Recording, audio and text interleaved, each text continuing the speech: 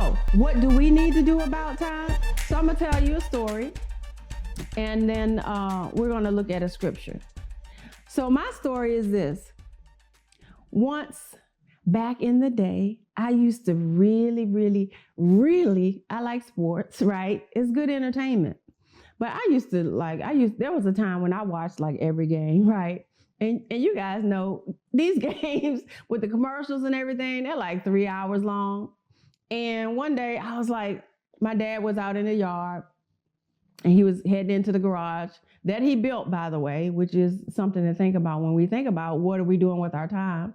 He was in his garage, going in there probably to work on the lawnmower, to fix this or that, or to change the oil in the lawnmower, to do something. And I said, Dad, the game is about to start. You gonna watch the game? And he just stopped and gave me one of those looks. And you already know, you're like, uh-oh. Gave me one of those looks and was like, I don't have time to watch somebody go make $1 million. And I was like, ooh. I was like, oh, okay. I was like, wow, I never thought about it like that. When you think about how much time we invest in certain things. And so it just completely changed my way of thinking about what I do with my time. And from that point forward, I still watch my games when I wanted to watch them.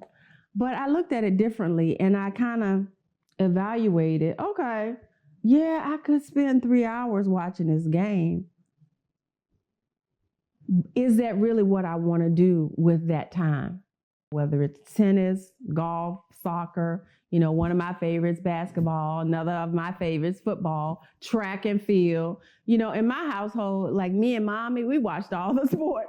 My dad was redeeming his time. So I'm in the middle and I'm understanding both. There is a time, also, Ecclesiastes tells us, there is a time for everything. So there's a time to relax. There's a time, we can have entertainment. But look at the span of your life. Let's just say this is the span of your life. And when you look at it and you add it all up, out of this much life that you have, you spent this much on entertainment, shopping, video games, whatever. There's nothing wrong with any of that. Going to the movies, going out to eat, whatever. But this much of your life was entertainment, and this much of your life was reaching your potential, using your intellectual gifts, using your creativity to maybe, instead of shopping and buying somebody else's apparel, how about we come up with a new design for your own apparel, your shop, your handbag, right? Instead of at the club or at the wherever, okay, we're not going to fuss at the clubs right now, but just wherever, listening to music, okay, how about your song? What about the songs that are in you that you never wrote and produced? Maybe we could have done more of that. What about more time with your family? What about the kids?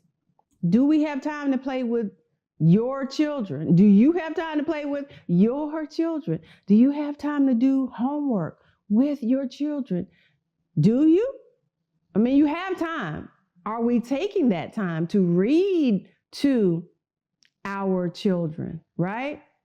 Or we doing so much that when we do have time, girl, come on, put your shoes on. We got to go. Like you're just moving them along to the next thing on your list. Do we have time for our parents when they want something, right? The older people. I'm not saying it needs to be all of your time. I'm just saying, I'm encouraging you because at some point we're all going to look back at our lives and evaluate what we did, right? I don't want you to be disappointed. Look, as long as you're good, as long as you're good and you're doing what God has given you to do, then you're good. But this is the thing. If you find out way down the road that if I had only kept going to practice, I realized that back in school, I was just as good at whatever as my friend was. And then he went on to do X, Y, Z. And I never, develop my gift. I just don't want you to have regrets, right? So I'm encouraging you, and I actually have a question for you, and we're going to close out reading this scripture.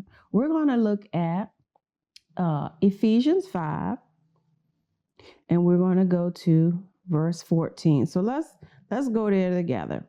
Ephesians 5:14. And I'm actually going to read it in the New Living.